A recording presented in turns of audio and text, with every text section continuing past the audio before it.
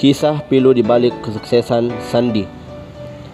Sandiaga Uno dikenal sebagai pengusaha muda dan politisi Indonesia. Saat ini menjabat sebagai Menteri Pariwisata dan Ekonomi Kreatif dan Kepala Badan Pariwisata dan Ekonomi Kreatif atau Kemenparekraf. Memiliki nama lengkap Sandiaga Salahuddin Uno, mana beliau lahir dari keluarga harmonis, yaitu Main R. Uno dan Raziz Halik Uno. Beliau lahir di Rumbai, Pekanbaru, Provinsi Riau pada tanggal 28 Juni 1969. Majalah Forbes pernah mencantumkan nama Sandiaga Uno sebagai salah satu orang terkaya asal Indonesia, di mana pada waktu itu diprediksi kekayaan beliau bisa mencapai 400 juta US dollar. Ia mendapatkan peringkat ke-29 pada tahun 2013. Siapa sangka di balik kesuksesan yang pernah ia merasakan, ia pun juga pernah merasakan suka duka atau jatuh bangun dalam meraih kesuksesan.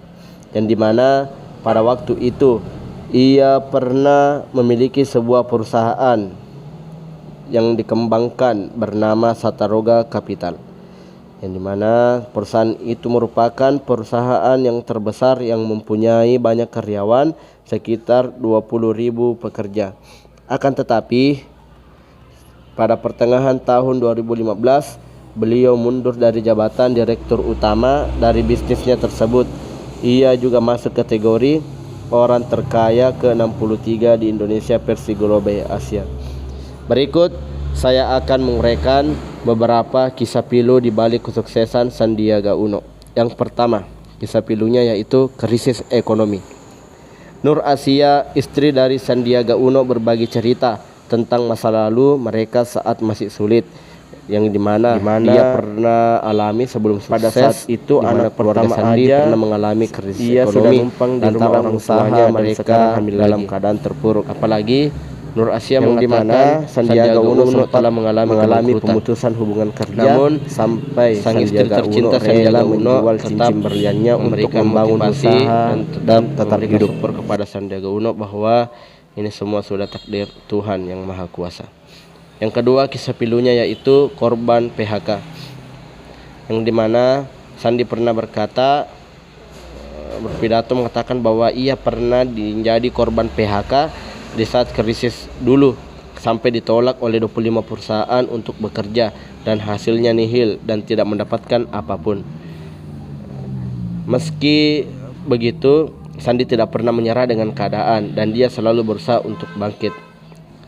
Yang dimana pada saat itu Sandi membuka sebuah usaha walaupun pada saat itu hanya berjumlah 3 karyawan. Dan dia mencoba membuat perusahaan yang bernama PT Rekapilital Alvisor pada tahun 1997 yang bergerak di bidang jasa konsultan keuangan. Perusahaan tersebut didirikan bersama dengan teman SMA-nya yang bernama Rosan atau Perkasa Rosleni, yang dimana kantor pertamanya yaitu ruangan yang dia gunakan sebagai kantor bekas salon dengan cat berwarna pink. Dan tempat kantor itu katanya tidak nyaman, dan jika ia ingin bertemu dengan klien, mereka selalu mempunyai beberapa alasan yang mereka ungkapkan kepada kliennya ketika datang ke kantor tersebut. Namun tak semua yang diharapkan selalu berjalan mulus. Banyak kliennya memandang sebelah mata kemampuannya. Bukan pekerjaan yang mudah untuk mendapatkan klien. Keduanya kerap harus melakukan janji temu hingga uang di kantong menipis.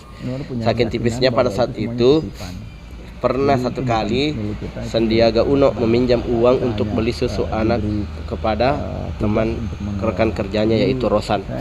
Tapi ternyata Rosan juga tidak punya uang dan berniat hendak meminjamkan pada diri. Pilu selanjutnya, yang dimana seketika Sandiaga Uno mendapat klien pertama mereka, yang dimana pada saat itu Jawa Post Group. Pengalaman berkesan dalam menangani Jawa Post Group adalah ketika ia harus menunggu Dahlan Iskan atau CEO dari Jawa Post Group selama berjam-jam di lobi. Namun ketika Dahlan keluar, ternyata dia tidak punya cukup waktu untuk mendengar penawarannya secara lengkap. Maka jadilah Sandi menyampaikan penawarannya secara singkat dan tidak lebih dari 3 menit. Penawaran singkat tersebut disetujui oleh Dahlan. Setelah itu mereka mendapat klien dari GKBI pada waktu itu, Gabungan Koperasi Batik Indonesia, dan mereka tidak menerima bayaran dalam bentuk uang dari GKBI, tetapi mereka mendapatkan ruangan kantor di Wisma GKBI yang lebih memadai. Itu yang saya rasakan, yang dimana di balik kesuksesannya Sandi memiliki prinsip, yaitu jika ingin menjadi seorang pengusaha cepat kaya, rahasianya untuk menjadi orang yang sukses adalah kerja keras, kerja cerdas, dan kerja tuntas, dan kerja ikhlas. Dan setahun kemudian, tepatnya tahun 1998, ia bersama Edwin Sorjaya kemudian mendirikan perusahaan investasi bernama PT Sataroga Investamadaya. Pada tahun 2019, Sandiaga Uno masuk ke dalam daftar orang terkaya ke-29 di Indonesia versi majalah Forbes. Peringkatnya turun menjadi ke-37 tahun 2011 dengan total kekayaan dimiliki sebesar 660 juta US dollar. Diketahui total kekayaan Sandiaga Uno sekitar 3,8 triliun berdasarkan laporan harta kekayaan penyelenggaraan negara LKHPN pada September 2016. Itulah kisah pilu di balik kesuksesan Sandiaga Uno. Semoga bisa menjadi hikmah bagi kita semua, dan apapun yang sekarang kita ingin capai, tentunya kita harus senantiasa melakukan kerja keras, karena di balik kisah atau kisah pilu yang dilakukan orang-orang sukses, yang dirasakan oleh orang-orang sukses, itu bisa menjadi acuan bagi kita bahwa sesukses-suksesnya orang itu butuh perjuangan, butuh berdarah, butuh sebuah tangisan, luka dalam hati, dan segala kesakitan harus mereka rasakan untuk mencapai kesuksesan. Kita pasti bisa sukses, Par. Makasih, Par.